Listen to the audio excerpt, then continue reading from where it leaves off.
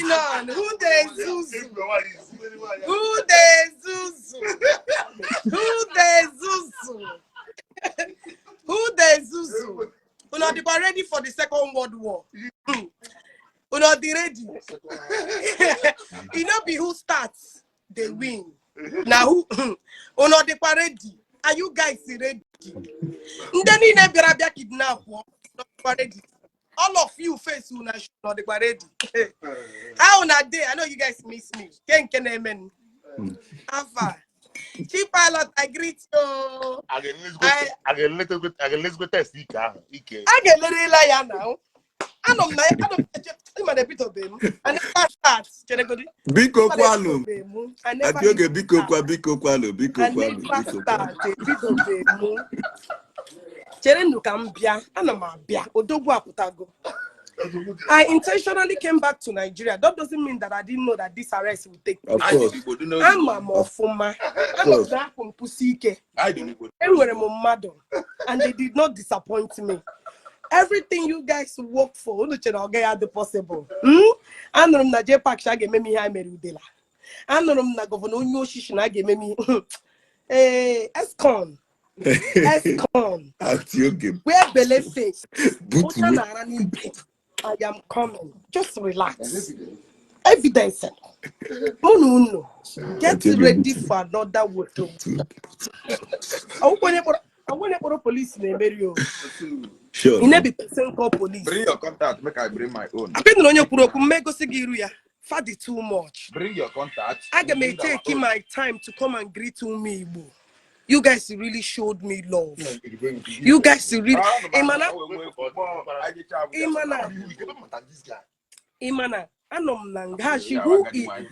They had to order extra security. Station course from up and down. Station I'm not like this. One day, you guys brought me to a timeline. People stood for me. People loved God. And people that matters. People, hey, I owe you. My brother, I have not even started. Daddy, I owe you everything in this life. Mommy, mommy, I owe you a lot. Contact. Like everywhere we are hot. The police are like, what is going on? Go and ask. It was crazy. And they were comparing to beg them, Bingo. Nah. JPAC, get ready to have a very, very tough year. Okay, now you start, oh. Now you start. Thank God for people that stood by me. Thank God for people that didn't give up. Thank God for people. And I stood my ground. I could get them home, station. You know, they will not video that side. I could get them phone. Get the phone. JPAC could not stand in front of me. We must test your Ike. I can not quiet tomorrow. The police are raising people. It was hot. Fire was. I gave you the rule that side. They took my phone because now we keep up their the iPod. JPAC is no more than Zulu nebe.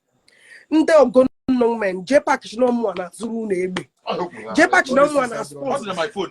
I recorded it. I called it private. Marquesa haya ex-convict is no one has sponsor or no comment.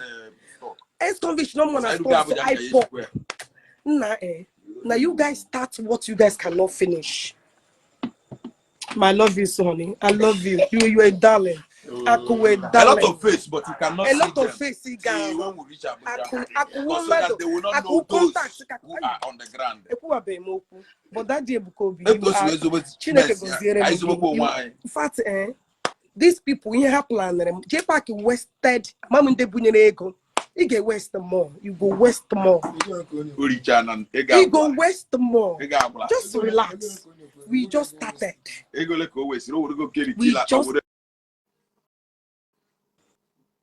We just started. I just beat on. Get ready. Ihe dị ọkụ ga-ajụ oyi okpere show ụmụ ya ihe ga-dị ọkụ ga-ajụ oyi akwa unu bidoro enweghị ebe anyị na-aga. Let us see how everything will end. I just lọta ahụ ka m bịa eri dekwa executive treatment. Unu nyeziri m security me ha afford. Unu were security me ha afford yezie bụ Chineke goziere bụ udo for giving me the security I never thought. Who is who? Who is on the... So thank you all. Una agbalịka una anwaka unu mara Chineke goziere m unu ụmụ Igbo niile da ke nna ndị shi obodo oyibo ahụ nna my follow because get on already my birthday I'm gonna announce it. Onye ọwụla ga-abịa. I will celebrate it to show appreciation. Thank you unu niile. Ụmụ Igbo shi all over the world march down massively. Ay kam lapụ okwu because okwu juru m n'ọnụ. J-Pack ị pụtara shi na mụ na onyi na igidere mụ na onyi na bed. J-Pack you will suffer.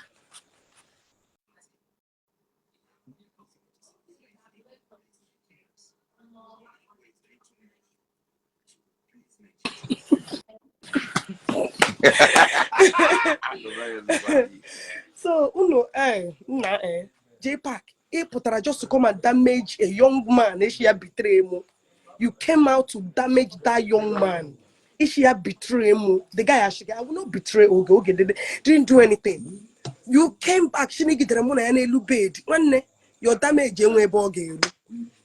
Onyi shigi hapu ogechi enwe ihe o mere. Gishi onyi bia betray mu. Onyi agwa gi no. He will not do that. Ga puta. A young woman named Odina who that plega form money jipura gide ebo bottom na enelube. J-Pack ya tafufu. You will suffer. And I thank Zion Ministry for their prayers. All of you that put me in your prayers. May God thank all of you. All of you that put me in your prayers in the Zion Ministry, all the Zion Ministry prayers. May God thank all of you. May God bless each and every one of you. Thank you all. That's it. J-Pack, you break the rules of Anedo. If you don't hear him, finish. Anedo, the rules of Anedo, you cannot have. Even some of your contacts got to realize almost. J-Pack, your highest contact with my best friend. And you do it. Your in my highest contact with my best. J-Pack, gina yes convict gina give convict na mmadụ ọ na-ajụ oyi. This man ya na-agba convict na agba chọka m sit mmesa ya na-agba tiki ya hụ ani na agbalaga ọ chọ dị ka oge eche hụ ya anya tọọ ya na-ezogharị n'ime moto ya push egi convict iju oyi. You look so on. That's it. You need help. You need vitamins. Con a becha no no. Get becha no. Na ngori ndebra ime mara. Sumu ka mu. Una pakia unu beri bute. Unu beri bute Nigeria world war. Una ashi. Akwere hemu no patara dia. I'm not a fool from A to Z.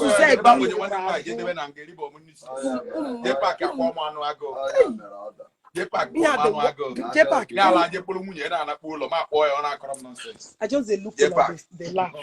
I just look at the laugh. If he bidoria, he finish here. This is just preamble. We are just starting. I with the kumaya, don't worry. I can be on a drive. I give you J-Pack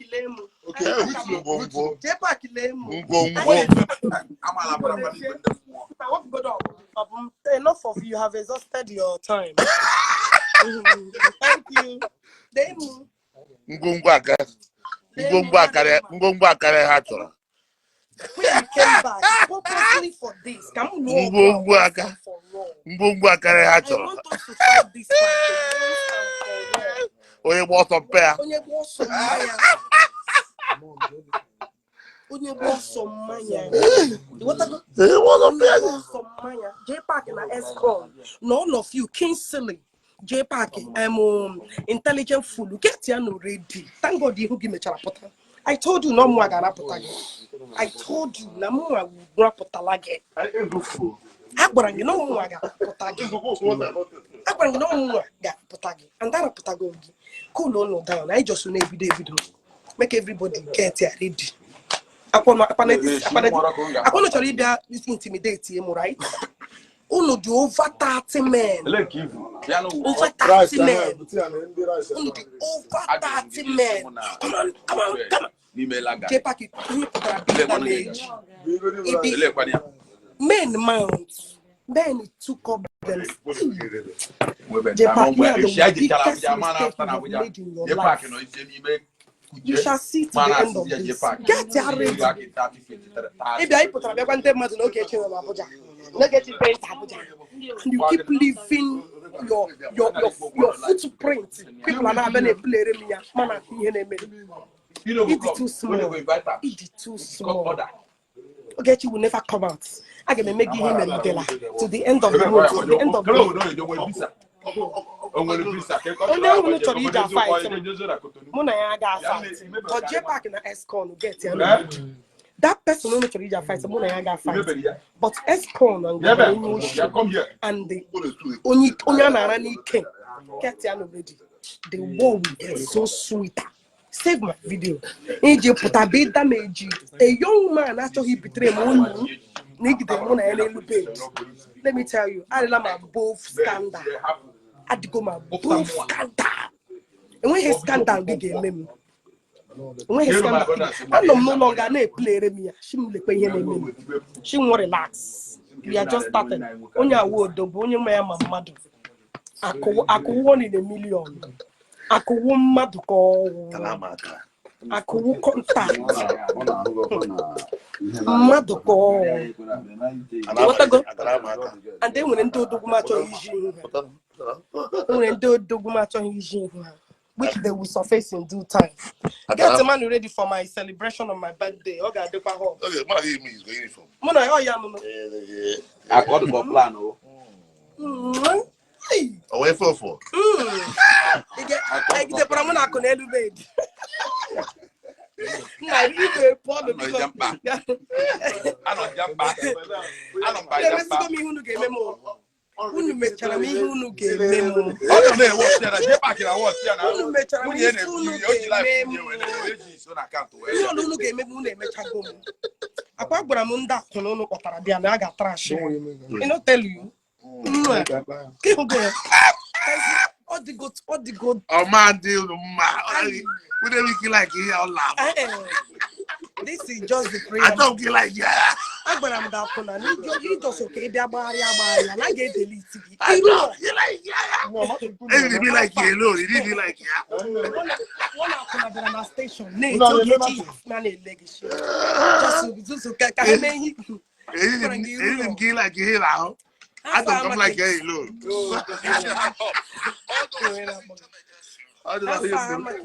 How many take it up? Hello? That's how my kids are going to give that child.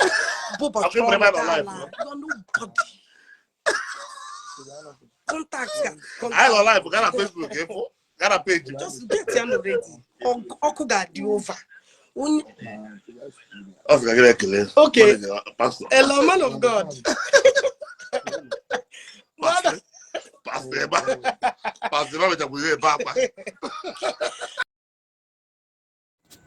Now Ogechi is out. What I need from these people is peace. Obolo saga. Let them stop this thing. Obono mubu Ogechi. Me wole this maha nchoji nogo. Ndewe. Obono mubu J-Pack. Me wole this saw njuwe choy nogo. Me dewe. Obono mubu Governor Ezoku. Me wole this saw. Me ji choy nogo. Dewe. I will keep all this saw. Aija nogo. Can make a peace. Let them stop this saga. This saga is getting out of hand. Let them stop it. Let them stop it. And let there be peace. Let there be peace.